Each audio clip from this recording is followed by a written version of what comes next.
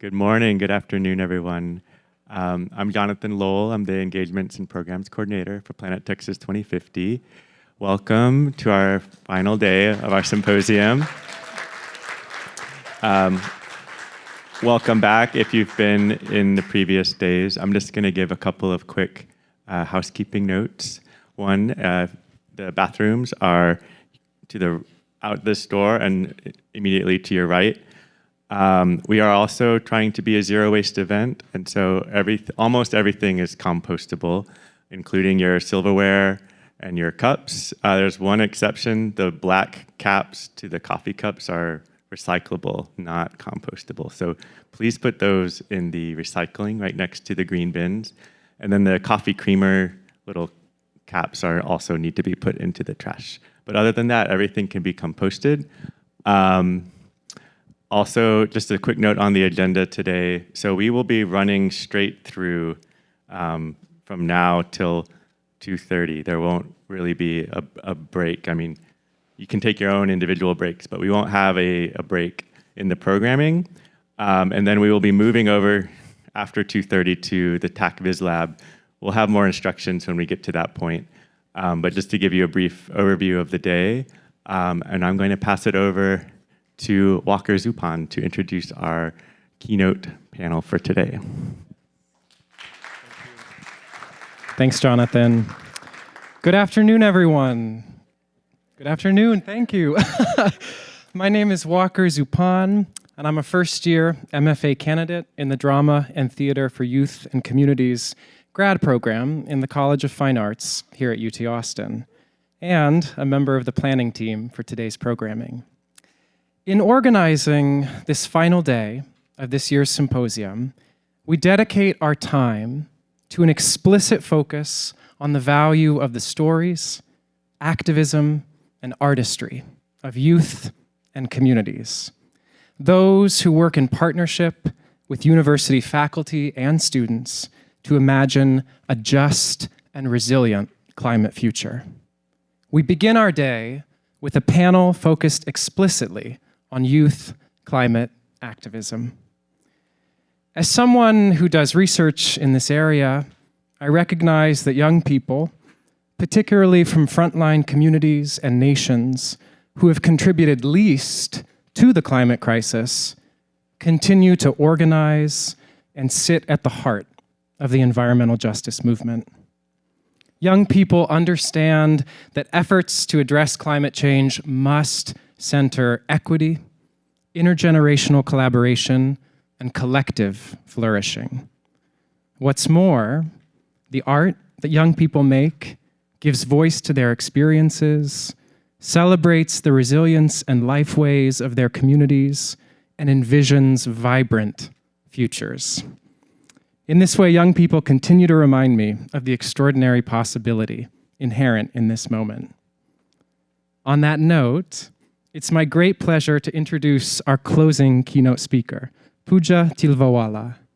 Pooja is an Indian-American, award-winning global climate justice leader who founded the Youth Climate Collaborative, or YCC, in 2020. YCC works to make the climate movement more just, inclusive, intergenerational, and one that activates and crucially sustains youth. In addition to the YCC, Pooja is the co-founder of the Entertainment and Culture Foundation, an advisor for Rivet, chair of the Aspen Institute Future Leaders Alumni Conference Committee, a member of the Walking Softer Alumni Committee, a board member of Penn State University's Global Youth Research and Storytelling Lab, and a member of UNGO, the Children and Youth Constituency of the United Nations Framework Convention on Climate Change. Planet Texas is delighted to have Pooja Tilvawala as our final keynote today, because her work increases access for and retention of youth solutionists in the climate change movement. She is dedicated to helping those experiencing eco-anxiety. She advances intergenerational governance. She engages youth in the United Nations framework processes. She also loves to roller skate and paddleboard. Please join me in giving a warm welcome to Pooja Tilvawala.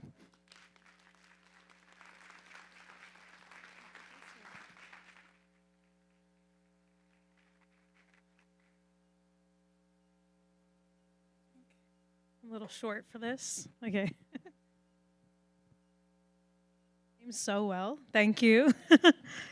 Is this working? Yeah. Okay. So, hello, Planet Texas 2050. Let's give a round of applause to yourselves. Thank you for being here. Thank you for having me here. I'm so grateful for the commitment everyone has made to taking climate action and learning as we go. So, as we know, the climate crisis, I'm also on my tippy toes. Maybe I can bend this a little. Is there a little, okay. Short girl problems. Yeah, I think I got it. Yeah, there you go. Perfect. All right. So, as we know, the climate crisis poses an unprecedented threat to the stability of our planet, manifesting in extreme weather events, rising sea levels, and biodiversity loss, among other things. So, urgent action is imperative to mitigate its devastating impacts, safeguard vulnerable communities, and preserve a habitable world for current and future generations. That's good. All right. According to a USAID report from September 2021, there are currently 2.4 billion young people ages 10 to 29 living in the world. This is the largest youth population in history and is still on rise globally. With a growing youth population, there is increased pressure on natural resources, energy consumption, and waste generation, exacerbating greenhouse gas emissions and environmental degradation. Fortunately, though, it's not all doom and gloom. Youth are often at the forefront of advocacy and activism, driving awareness and demanding action on climate change, making their demographic pivotal in shaping current and future sustainability efforts. Young people are driving climate action from local to global levels, and I'll be the first to say we're not doing this alone. Without the guidance and support of our communities, peers, mentors, and elders, we would not be where we are. And I'm confident that the intergenerational movement we are seeing will only strengthen. So my name is Pooja, I'm 28 years old, and I'm one of these young people taking action from the local to global levels. I now run an organization, as you heard, called Youth Climate Collaborative, which works to make the climate movement more just, inclusive, intergenerational, and one that activates and sustains youth. I'll share more about my personal journey later, but from my experience working in the climate movement, I have learned that understanding how communities are vulnerable to climate change is critical to build toward equity and justice. So now we're going to take a look at the local impact, Austin's climate story. And tools can help us visualize climate injustice and impact. A destabilized climate is exacerbating the severity of extreme weather events, worsening infectious and chronic diseases, and intensifying social and economic stresses. Some U.S. communities have access to resources that help them prepare, endure, and recover from these impacts. Many do not. Decades of racist housing and infrastructure development, unequal protection of environmental laws, labor market discrimination, and other systemic issues have created disparities and disadvantages across America, making it harder to withstand the devastating effects of climate change. The new U.S. Climate Vulnerability Index visualizes how drivers of cumulative vulnerability disadvantage communities across the U.S.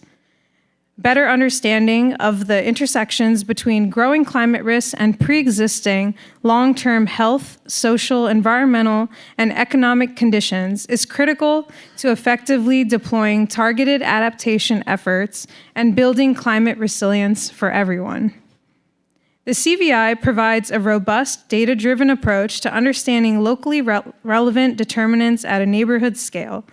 Combining 184 indicators, this mapping tool integrates the conditions that can shape a community, from quality of housing and access to supermarkets to proximity to toxic waste sites. So equipping policymakers and communities, including all of you, with the data that they need to take action, allocate funding, and advocate for changes they want to see in their own communities, can limit the growing dangers from climate change. So this tool and the next tool that I'm about to show you are really useful if you're trying to apply for grants for some of the community work that you're trying to lead, to explain to your families, to your friends what's going on, how climate change is exactly impacting you, and really push for that evidence-based storytelling. So this next tool might be a familiar one. It's from Texas Metro Observatory. So this is a Planet Texas 2050 project and also has a climate and community resilience indicators as shown here. From their report, I learned about Austin's climate-related hazards such as floods, wildfires, and extreme heat, which are causing damage and loss to property, infrastructure, livelihoods, service provision, and environmental resources. I learned that vulnerability and resilience are tightly coupled concepts where increasing resilience is likely decreasing vulnerability. I also learned that investments in nature-based solutions and/or gray infrastructure can decrease exposures to hazards, and effective community engagement can increase household preparedness and increase social capital, thus increasing adaptive capacity and increasing community resilience. I learned a lot from this report, and I think you should check it out too. So these tools help us understand the problems in our communities, explain them to others, and make decisions that can protect us and address inequities and injustices. They also help us design and implement our solutions. So, Mackenzie Feldman, she's a friend of mine. She started with a hyperlocal solution and has scaled it to a national one, even engaging the UT Austin community. So during undergrad, she played beach volleyball, and the groundskeepers there were spraying the lawns nearby with pesticides. And she knew that to be harmful to their health and the groundskeepers' health. So she rallied her team, and they all started pulling out the weeds by hand. And then they went to the school, and they got the synthetic pesticides eliminated from their university. Now their mission is to eliminate them from all 4,000 colleges and universities in the US, which would protect over 19 million students. And they're trying to do this by 2030, which is coming up. They could really use your help. So addressing climate change impacts at the hyperlocal level is crucial for immediate impact and because of its relevance to daily life. Soon, we will hear from 4 other young leaders from Austin about their climate work. This is a message from Mackenzie. Hello to the UT Austin community. My name is Mackenzie Feldman, and I'm the director of Rewild Your Campus. We work with students and staff, groundskeepers across the country to eliminate pesticides and help groundskeepers transition to organic land management. And I wanted to let you know that we are working at UT Austin. There's an amazing grounds crew, super knowledgeable, that have agreed to explore more organic land management. And so if you're interested, either as a student or faculty or staff, in working on this issue, I will leave my email on the slide and reach out. We're looking for students to do research as UT Austin does an organic pilot project, and for students to engage in advocacy efforts to lift up the grounds team for the work that they're doing and continue to push them to eliminate pesticides all the way and get UT Austin to commit to 100% organic land management. So thank you, and reach out. So that's Mackenzie. One of the reasons Mackenzie and Rewild scaled their work from hyperlocal to national is because the impacts of pesticides on human health are being felt at campuses across the country. Similarly, climate change has local impacts and global impacts, and everywhere in between. Although climate change impacts everyone, it disproportionately affects marginalized communities, low-income populations, and regions with limited resources or infrastructure to adapt. Vulnerable groups, including indigenous peoples, women, children, and the elderly, often bear the brunt of climate-related disasters, food insecurity, and health risks, and more often than not, those contributing the least harm are most impacted. To illustrate how local actions contribute to global climate efforts, I will share about the International Court of Justice Advisory Opinion Campaign, started by Pacific Island students fighting climate change. This youth-led organization was formed in March 2019 by a group of 27 law students from 8 Pacific Island countries to fight against climate change from the grassroots of their communities to the highest levels of national and international government to protect their homelands and cultures. They are campaigning to refer the world's biggest problem to the world's highest court, the International Court of Justice, by seeking an advisory opinion from the court on the issue of climate change and human rights. The ICJ was established under the Charter of the United Nations, and an advisory opinion is legal advice provided by them to the UN or a specialized agency. Although advisory opinions are non-binding, due to the status of the ICJ, they carry great legal weight and moral authority. So the Pacific Islands Group is focused on ensuring the protection of the rights of current and future generations from the adverse effects of climate change, and an advisory opinion will assist in serving as a legal catalyst for action while clarifying international law on the subject. These Pacific Islanders, though they are contributing very little to climate change harm, are facing the brunt of the impacts, and to prevent their people and people worldwide from experiencing worse harm, they decided to take their local actions to the world's highest court.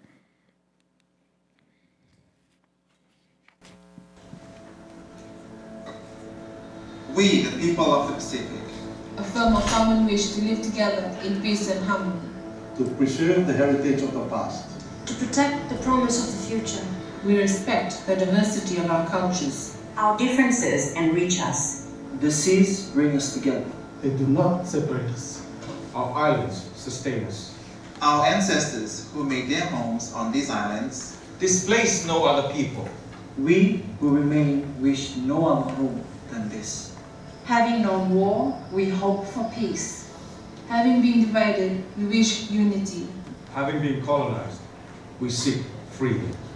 Our cultures began In the days when man explored seas, in rafts and canoes. Our countries are born in an age when men voyage amongst us. Our world itself is an island. We extend to all nations what we seek from each. Peace, Friendship, Cooperation, And love in our common humanity. We are the proud guardians of our islands. now and forever. And to know peace again, we must first know war. now we are engaged in a great climate war. testing whether these island nations or any nation so conceived and dedicated, Can long endure. Our homes have become a battlefield for that war. hearts bleed as the rising ocean Reclaims the final resting places. of those who here gave their lives that these nations might live. We are doing what we can to stop it. But the smoke that started this fire did not come from these islands. We need your help. We need your help. We call on the leaders of Pacific Island Forum To take climate change and human rights To the International Court of Justice. The world is an island. The world is an island. The world is an island.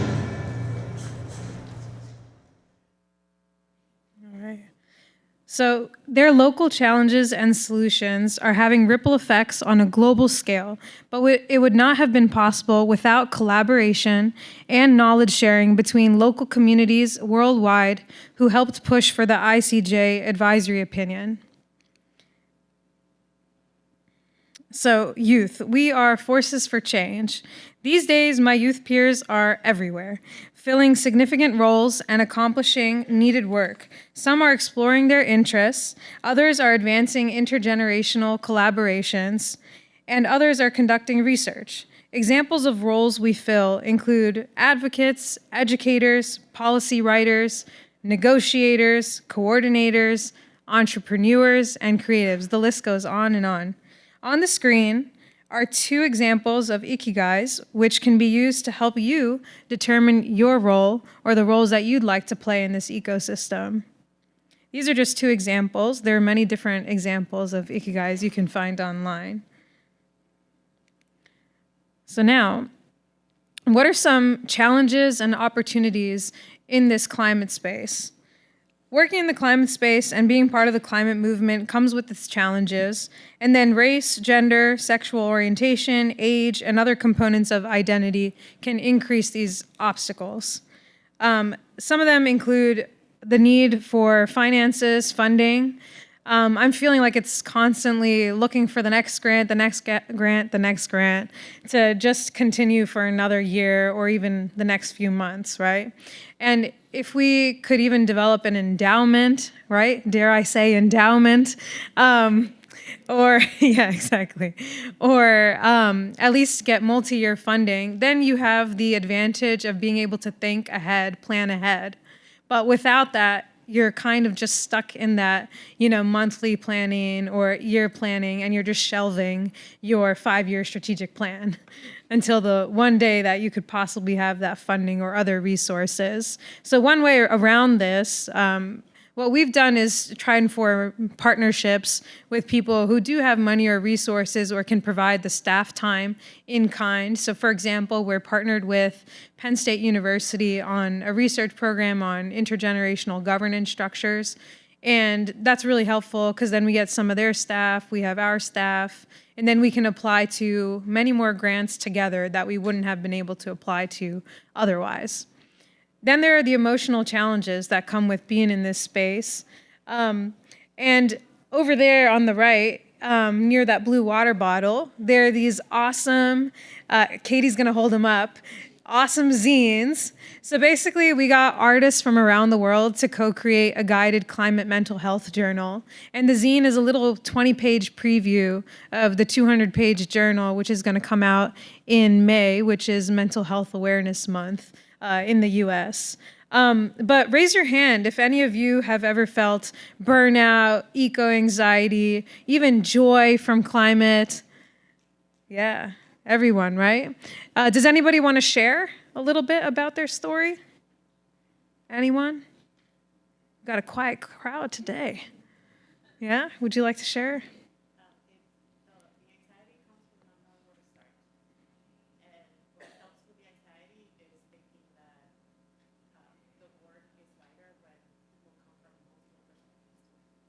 Yeah, what has helped deal with that anxiety?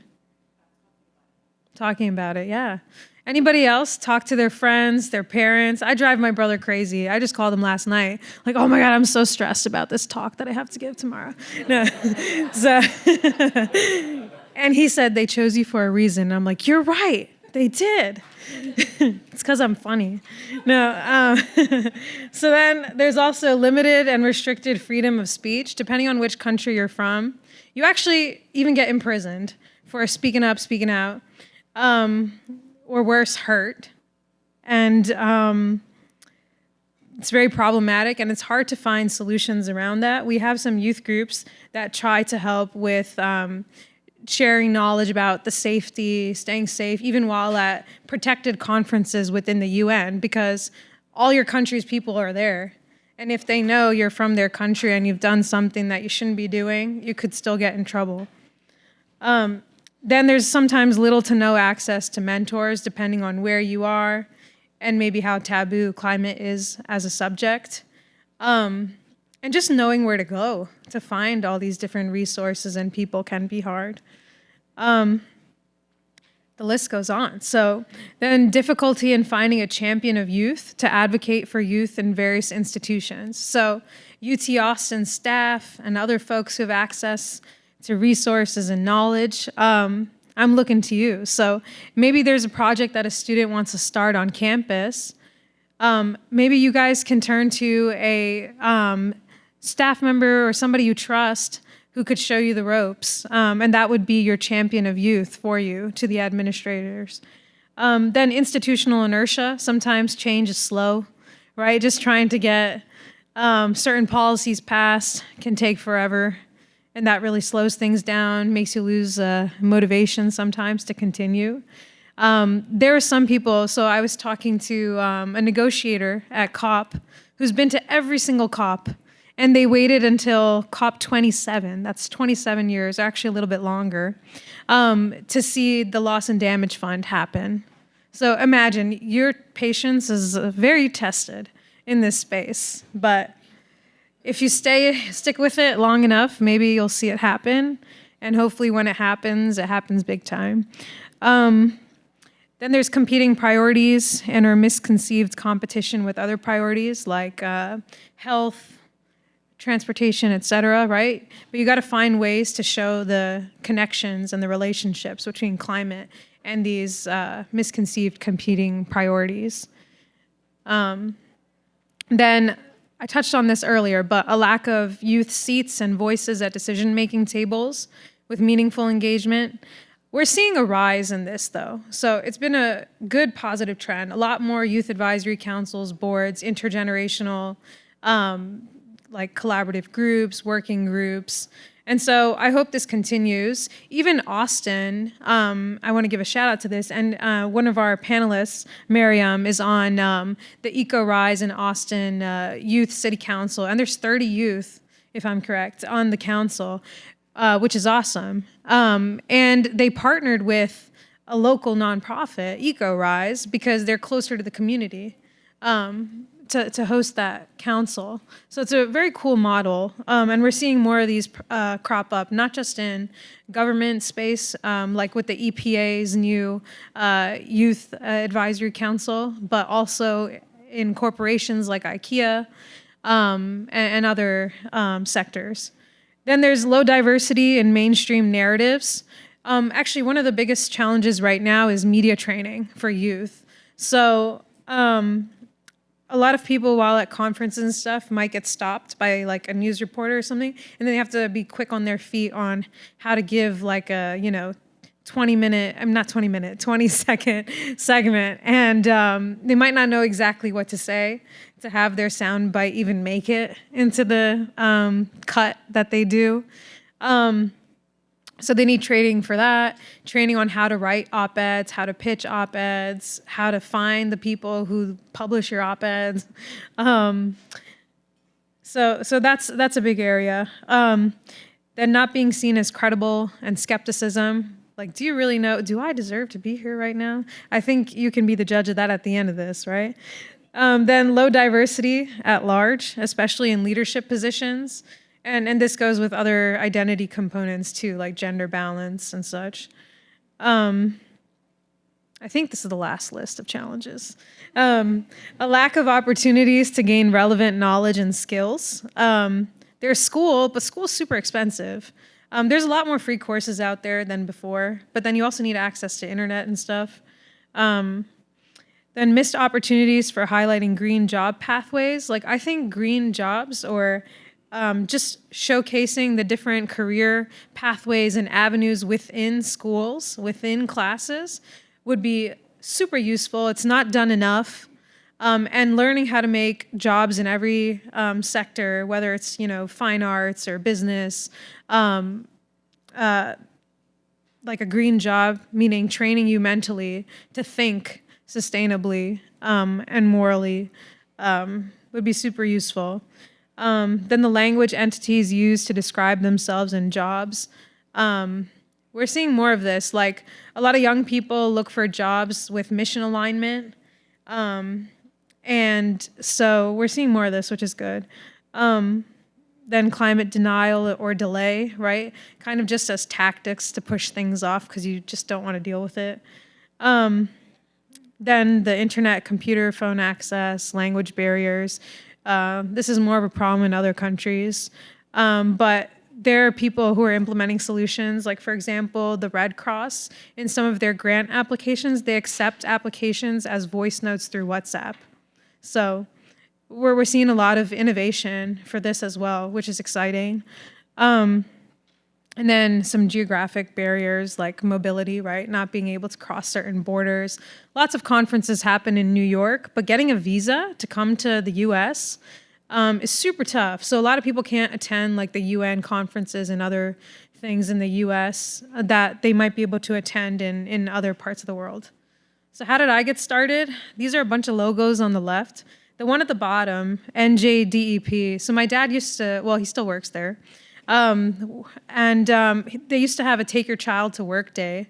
So as a kid, I went there. We'd like make mud pies and go in bat caves that they made and try to identify the little bats. It was fun, and I think maybe unconsciously it had some sort of influence on me. Like, science is cool, yeah.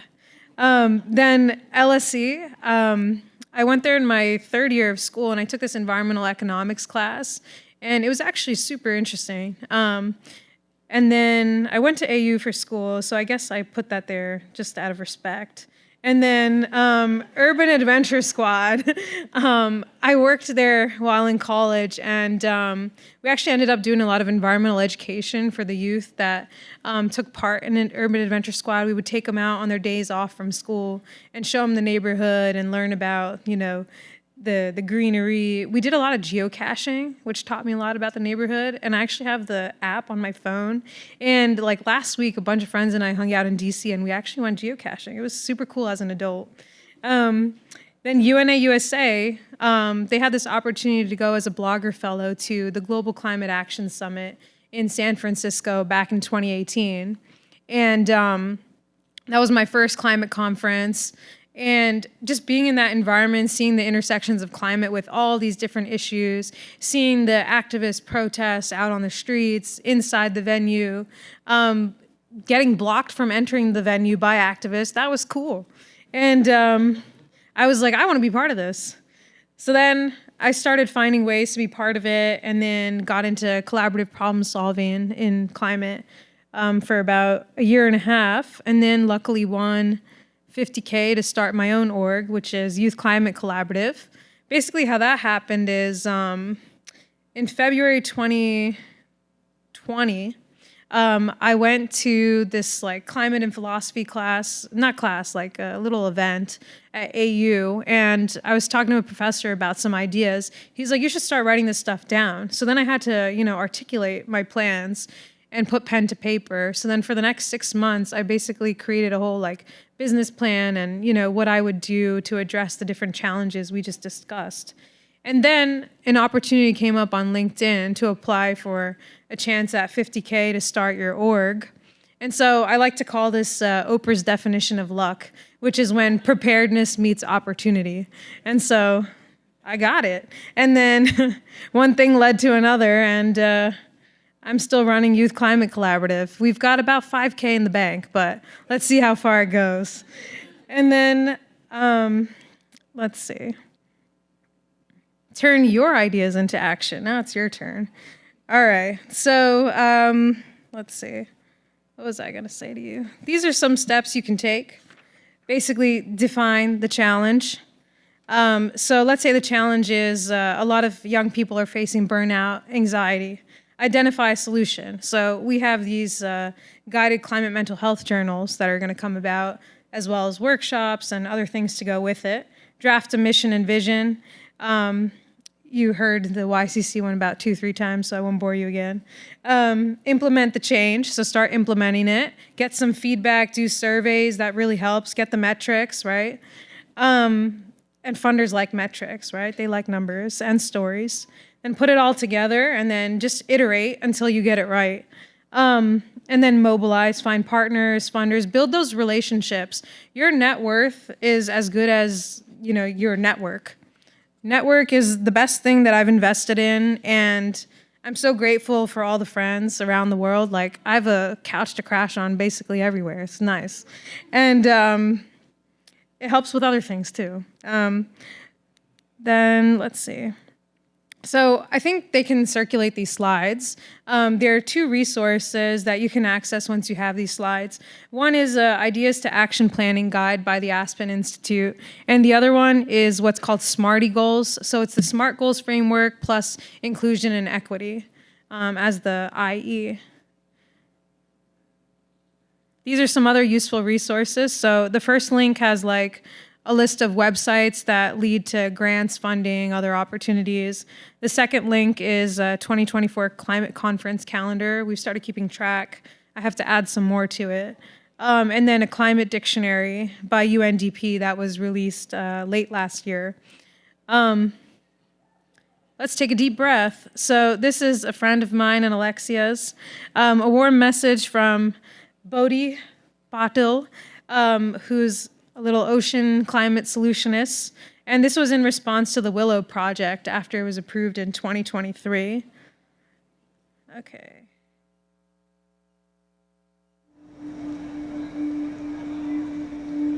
Climate health is directly linked to human health. The health of our Mother Earth is directly linked to the health of ourselves and our communities. With the Willow Project being approved, this takes a large toll on our health. Like many others, Indigenous leaders, people fighting for protection of nature, I feel this pain, this deep ecological connection and sensitivity. When Mother Ocean, when Mother Nature hurts, I am also hurt. It's more spiritual than what we want to believe, and it's more connected to all of our lives. The climate crisis is an opportunity to center hope, justice, and love in everything that we do. In the community-led, Indigenous-led, BIPOC, and sovereign solutions we bring to the forefront, in mobilizing industry, economy, and society to work towards a bluer, greener future. The climate crisis can be a rallying cry for hope, for joy, and for connection. We have a unique opportunity to rekindle a symbiotic relationship with land and water, with the cosmos. The same water that flows in our universe, in our Mother Ocean, in our Mother Planet, flows throughout ourselves. We were birthed out of our own mini ocean. With the Willow Project being approved, we must know that we can't lose hope. We have to keep that joy, that power, and that collective community we're building for climate action intact. We have to rally and use this as more fuel to our inner flame, to rise above systems of oppression and injustice, and to create and envision a future that prioritizes human rights, environmental rights, and this symbiotic relationship between the worlds we're bridging. As young people and Gen Z, we have a unique opportunity to do this, a once-in-a-generation opportunity to step up and shine our inner lights bright. We all have the unique power and skill set that's needed to take action to protect our ocean and our planet. The question is, how will you unlock that and tap in? So I showed this video because not everything goes our way all the time, right? We didn't want the Willow Project to be passed, it got approved. And he made this video as a response to keep everybody's hope alive and to say, keep going. So we've overcome these challenges through resilience, collaboration, and innovation, and by using strategies like community organizing, advocacy, and coalition building. And I've learned to appreciate the opportunities for growth, learning, and resilience that have come with overcoming these challenges. So to all of you, I say, while the climate crisis is daunting, it's not insurmountable. Remain resilient, persistent, and optimistic, and have patience. Test that patience of yours in the face of adversity, and continue to drive meaningful change in your communities, whether that's local, hyperlocal, national, international, and beyond. So maybe after this, conversation and panel, and when you finally have a break, you can share 3 things you've learned today with someone else later. Make a friend, I dare you.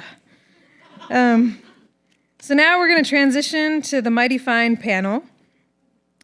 So let's see, first, we've got, let me find number 1. Okay. Grace Castelino. Grace, you can come on up.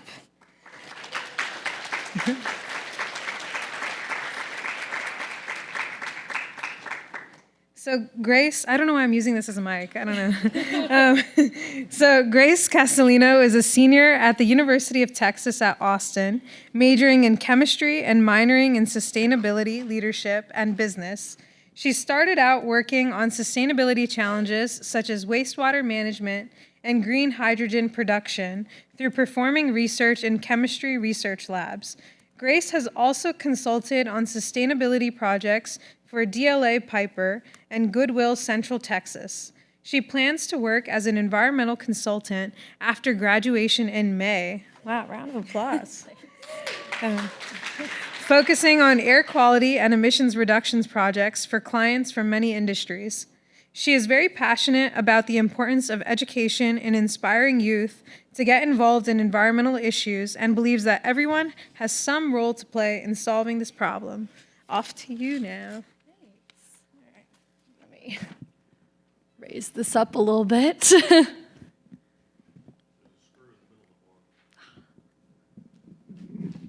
Thank you.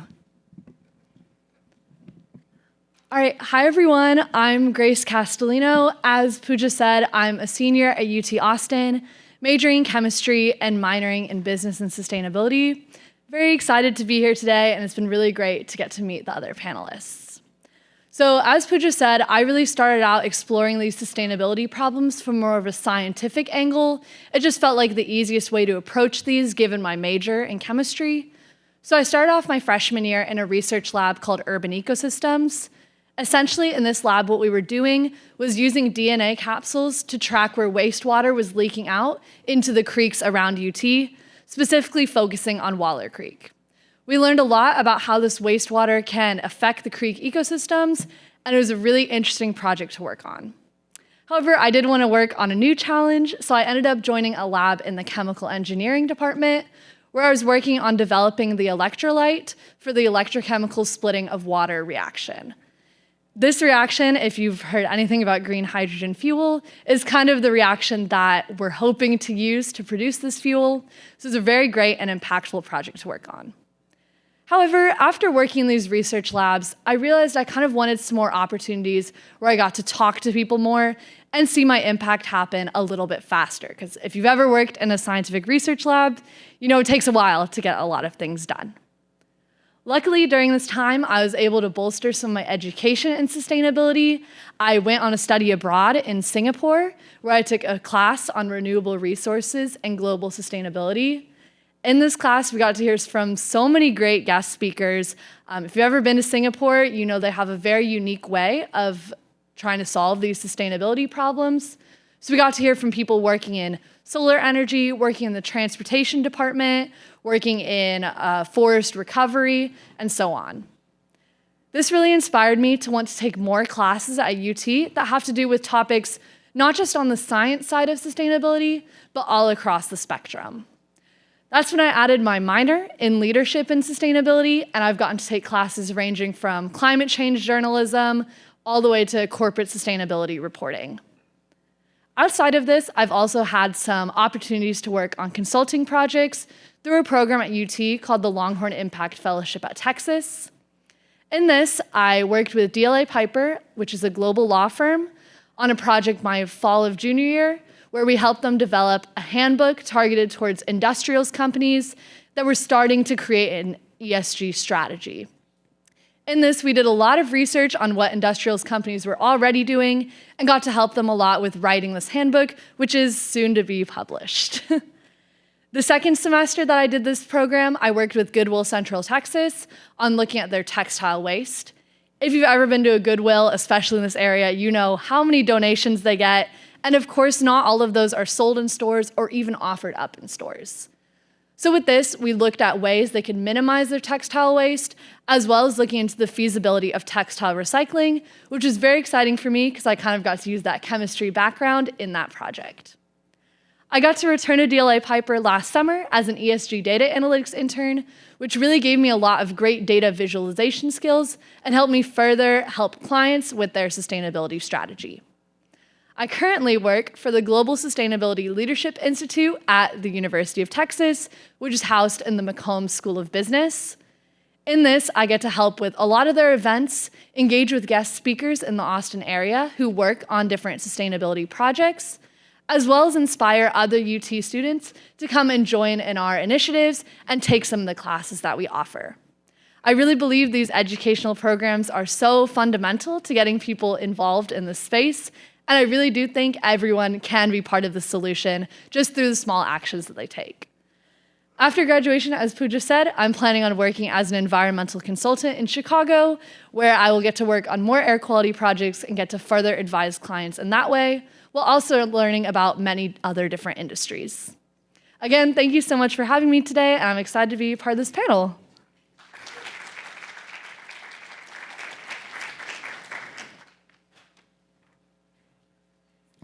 So I want to give a reminder that there's this cool thing called Slido.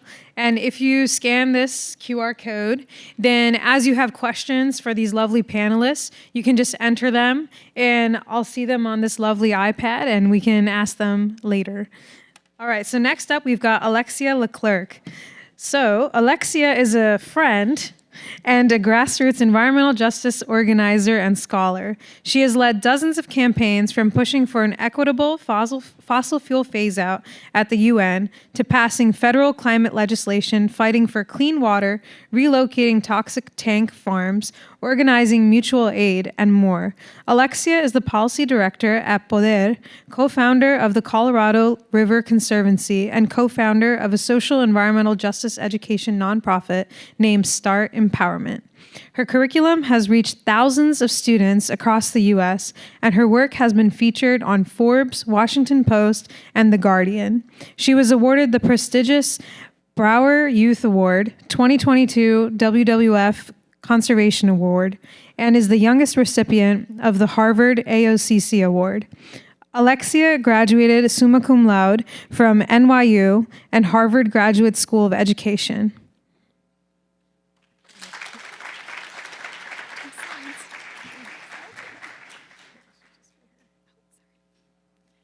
Hi everyone, really excited to be here with such an amazing community and folks. So my name is Alexia, and I've been involved in the climate space for about a decade now. I started in middle school actually, and I want to share a little bit about my journey and how I got to here. So the first thing that I really want to talk about is environmental justice organizing. And organizing just means building people power, bringing community together to achieve something, right? And so I was first introduced to organizing through an organization, a well-known organization here in East Austin called Poder. And growing up, even though I had spent the majority of my life in Austin, I actually did not understand the history of racism in Austin or inequalities and didn't really have a systemic understanding of politics and how that connected to the environment and how that connected to my life. And thankfully, through the Young Scholars for Justice program, I was able to learn a lot of that information and connect my lived experiences with a greater understanding of the world that we lived in. And that really empowered me to be able to use my time, my skills, my privilege to take action for environmental justice. And so for the past decade, I've worked on a very wide range of campaign. We really do things by going to the community and asking what they need, and from there building campaigns around different issues and building people power. And we've passed different policies, we've passed zoning cases here in Austin, and that has led me to even work on the international level at the UN, where I've been advocating for an equitable fossil fuel phase out, which obviously connects to Texas a lot. As we all know, we are the energy capital of the US and produce both an extremely large amount of fossil fuels, but also increasingly so renewable energy. The other thing that I want to share about today is actually education. Like I shared earlier, education was critical for me to get involved in community organizing and to get involved in this space. And so when I was in undergrad, I ended up going to New York. I wanted to leave Texas. So I ended up in the East Coast, and I attended an exposition called the Wallerstein Exposition, which had hundreds of environmental education, climate education nonprofits that were tabling. And they were all amazing organizations, but every single one of them focused on the science aspect, and not a single one mentioned justice or politics or communities of color. And so from there, me and my friend Kier actually wrote up a curriculum on environmental justice and was able to introduce it at a local high school. And as more teachers started reaching out, we eventually became a nonprofit called Start Empowerment, and we work with schools to implement justice-centered education around environmental justice, but also really emphasizing the connections between environmental justice, racial justice, economic justice, and all the different movements. We've since then worked with dozens of schools across New York and also Texas, and now in Las Vegas. And then we also do a lot of public education, right? Because learning doesn't just happen at institutions like this, but they happen in community, they happen at home, and all of that shape our perspectives and shape the actions that we take every day. And so that is why I believe that education is really critical to our work, and I'm really excited about what more we will do with Start Empowerment. And the last thing that I wanted to share about is just random campaigns that I've been involved with. I'm not going to list them all, but I just want to show that there's so many opportunities out there to connect with people that are creating change, right? And it can happen through the most random ways. Like I met someone, through Instagram that was working to fight Enbridge in Corpus Christi, and then ended up utilizing some of our curriculum to help train their folks and collaborating and creating a campaign across 5 cities in Texas to increase the pressure. And we were successful in defeating Enbridge and building a new oil terminal in Corpus Christi. And so there's so many opportunities that come here and there. And so I really encourage y'all to take advantage of this event, to talk to people, to talk to community, and figure out where you can use your power, your privilege, your time to plug in and build people power and create change. Thank you.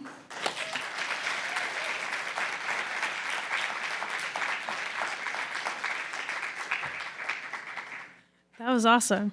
So now we've got Kate Hughes. Kate Hughes is a third-year student at the University of Texas at Austin, majoring in sustainability studies and minoring in government.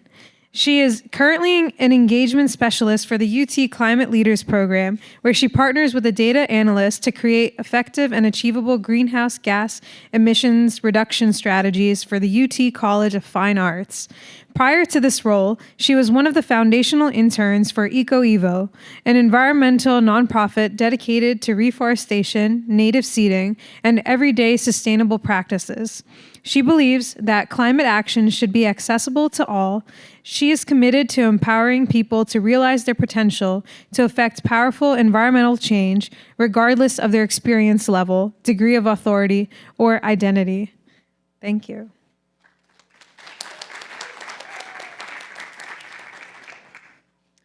Hi, my name is Kate Hughes. I am a third-year sustainability studies major with a government minor, as Pooja said. And I hope to be an environmental consultant after graduation, so that means that this internship was really good experience because it really gives me that skill set to be competitive in that field.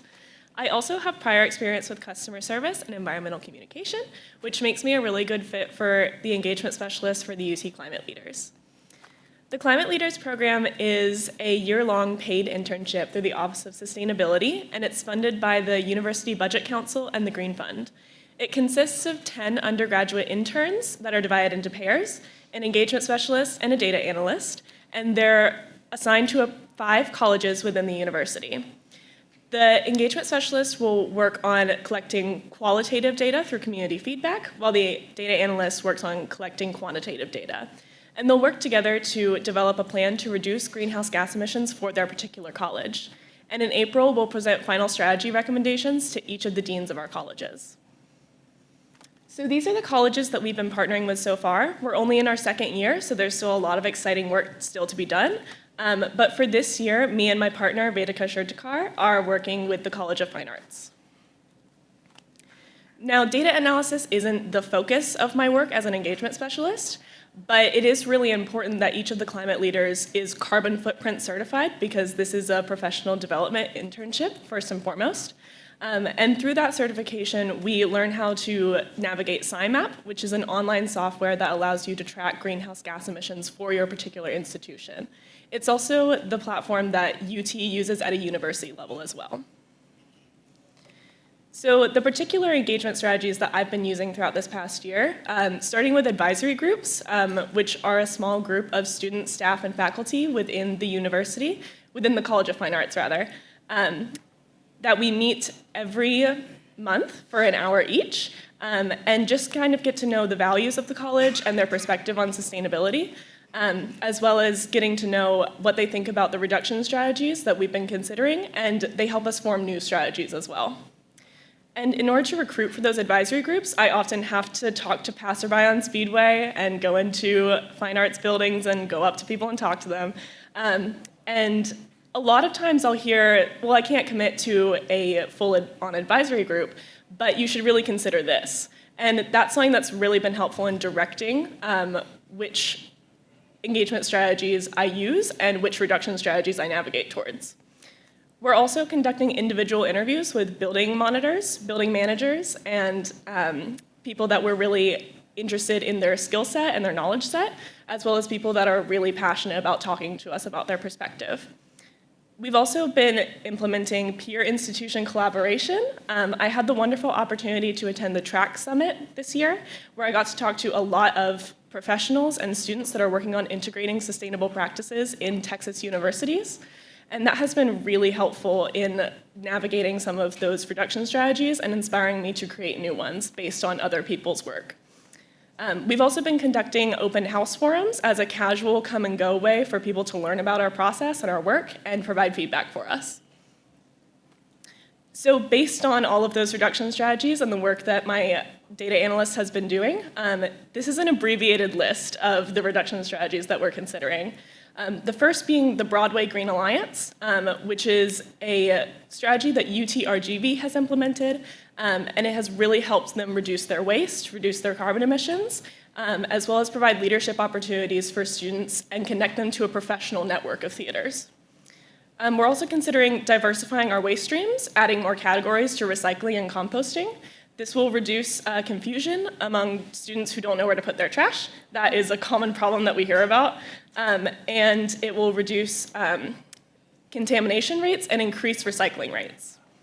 We're also considering implementing a network of interdisciplinary fine arts, like a system, so that they can upcycle materials and reuse them among studio art majors, film majors, theater majors.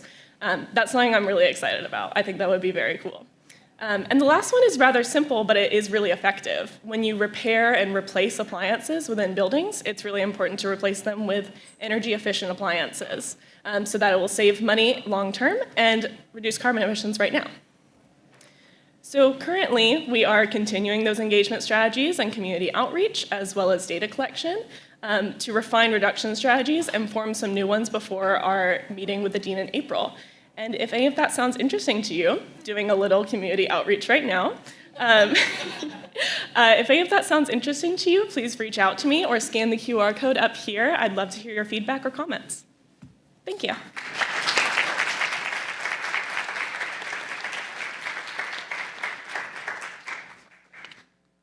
Thank you. So now we have Maryam Zoweil. Maryam is a senior at Anderson High School and a member of Austin's Youth Climate Equity Council. She is most passionate about utilizing social entrepreneurship and data analytics to empower youth and promote social change in our society.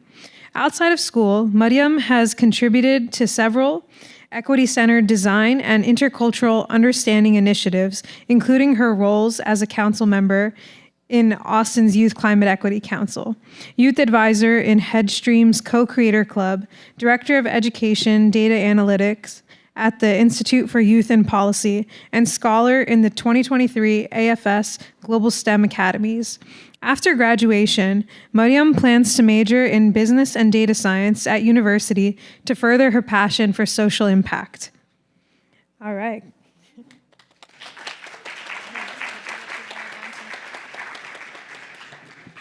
Have to bring this down a little bit.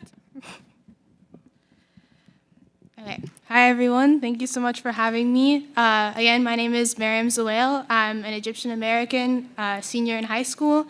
And yeah, I like to consider myself a multi-potentialite. I like to be involved in a lot of different kinds of projects. And the one that brought me here today was my role as a council member in Austin's Youth Climate Equity Council. Basically, I've been a 2-year member, and we meet once a month, every month, with a group of 30 students from around the city. And what we do is we talk about different environmental issues and different climate justice issues, and we brainstorm solutions to these issues. Last year, my role included being part of the electric vehicles and transportation team. And basically, we noticed that there are a lot of misconceptions around how accessible electric vehicles can be, how much it costs to purchase an electric vehicle, and kind of the lifestyle required to maintain one or purchase one. And so our project kind of revolved around debunking some of these myths using public art. And yeah, and then my second project is I'm the Director of Data Analytics at the Institute for Youth and Policy. This is a completely youth-led organization nationwide compiled of high school and college students that are working on creating a youth-designed, discourse-based civics curriculum that empowers students to advocate for the things that the issues they care about.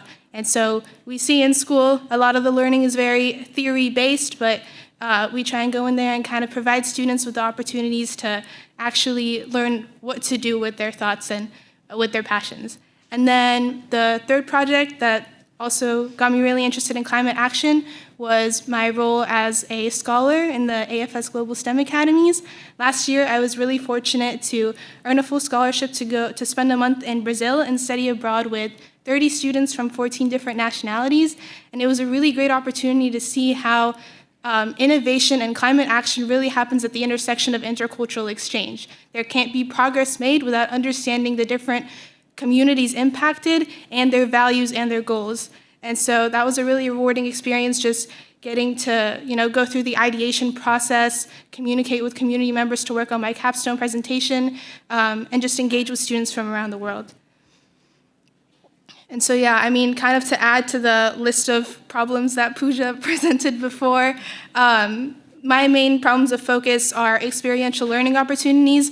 In high school, it's been really frustrating being limited to these theoretical learning experiences.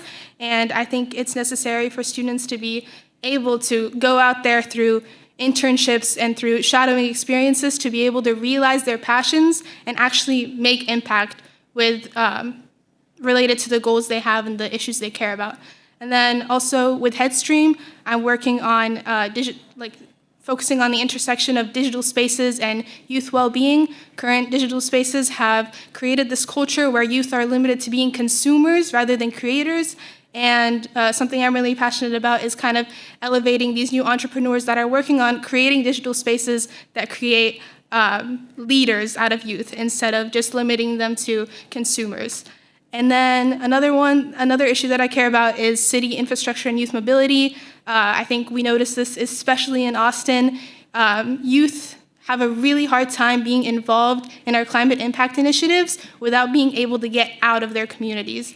And this is something that I especially struggled with. The public transportation system in Austin is not great. And so, we need to be able to build a system that allows students to get out of their little bubble and realize what else is out there and the other universal issues that are happening around them. So yeah, I'm really excited to be here. Thank you guys for having me.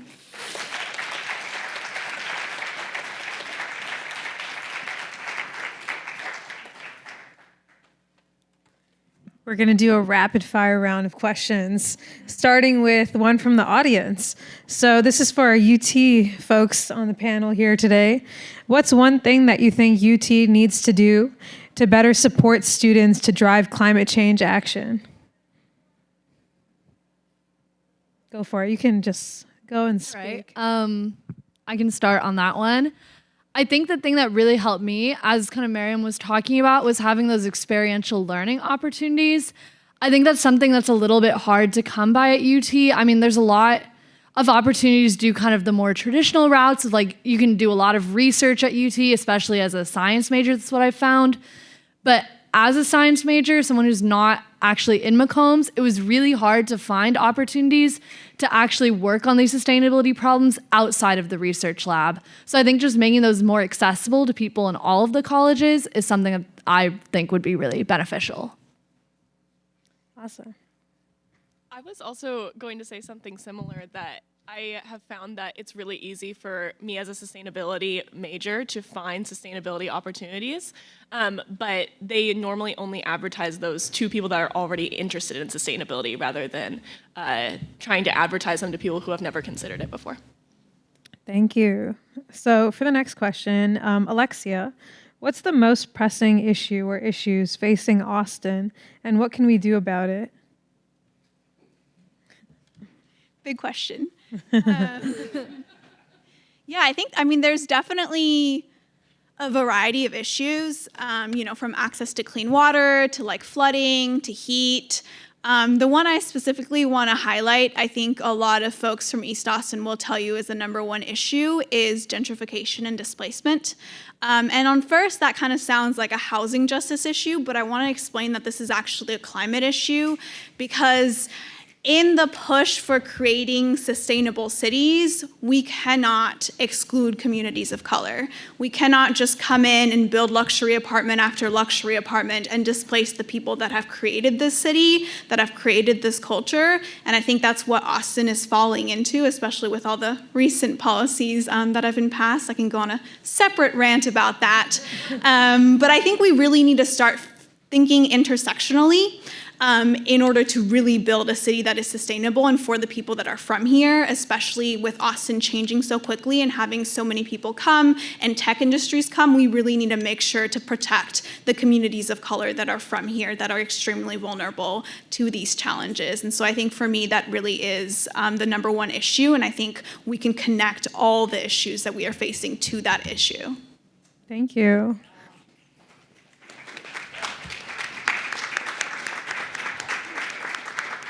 Maryam, question for you. So you're involved in many things. How did you get started? Was it a number of experiences, a person or community, a book, a combination of things? Yeah, so for me, I think the main thing that got me really interested in climate action was, starting in middle school, we had this day of action at Keeling Middle School, and it kind of revolved around teaching students that Keeling was a product of desegregation and, realizing how do you realize your position here in Austin and how can you advocate for the issues you care about and how can you actually do something about it rather than learning. And I think what I want to emphasize here was this was like my first exposure to climate action. Your first exposure to climate change is not the same as your first time exposing climate action. And so that was my first opportunity to see okay, well, maybe I could do something about it. And then going into high school, definitely the Austin Youth Climate Equity Council, getting the opportunity to, first of all, there was this community within my school, and then kind of moving on to high school. Now, the Austin Youth Climate Equity Council provided an opportunity for me to engage with students in other schools and realize how the problems in different communities in Austin are different, but there's also some kind of common thread that we can all kind of work towards to realize the issues and to brainstorm solutions.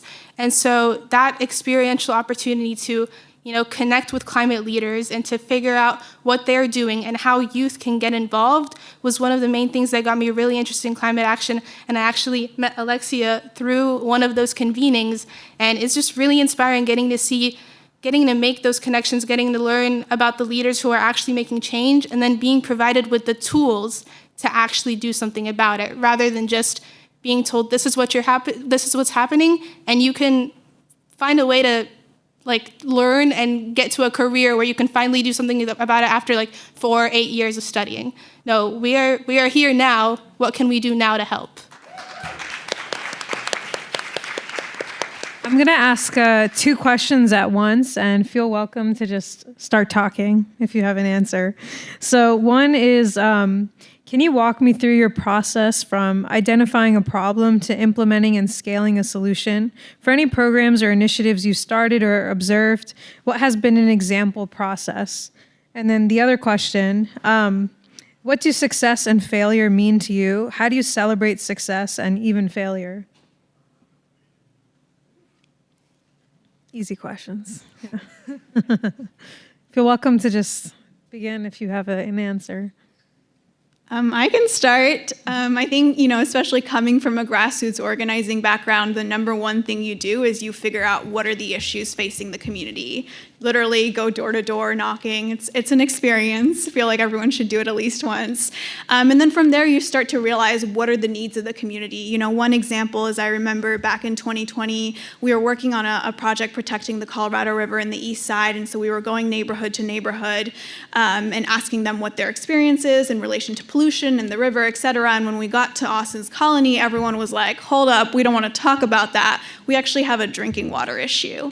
And so from there, we actually started a completely separate campaign, fighting for them to have access to quality water and affordable water. And that, was not initially our intention, but everyone kept telling us that was the more pressing issue. And so I think it's really important for us to let community guide, where and what we are focusing on, because they know the issues that they're facing. And then from there, a lot of the process is figuring out a strategy of like, how do you build power? That can be through a very wide range of tactics, from like policy to research, to protests, press conferences, media, education, et cetera. But figure out how do you build power to be able to get what you need. And so that's kind of the framework that, I'm able to follow with my work. Any other comments? Yeah, I agree. I think it's really about talking to people who are impacted by this issue. That's the best way to solve these kind of problems and identify when there's a problem there in the first place. I know when I worked for Goodwill, working on this very broad issue of their textile waste, our main strategy was kind of talking to everyone who was impacted by this, from the customers who were shopping at Goodwill to the managers of branches in other regions that were already starting to take these initiatives, as well as some of the lower level employees and people who were already doing textile recycling, to kind of see where the best solution lies. So I think the most important thing is talking to the people who are actually involved in the problem. Awesome. I'm gonna turn to some audience questions. I'll say a few at once. So, one, what are your thoughts on youth washing and how the youth should be involved in the climate movement? Two, what do you think about women empowerment and its connection to environmental justice? Do you think it's a coincidence we do not see boys in the panel?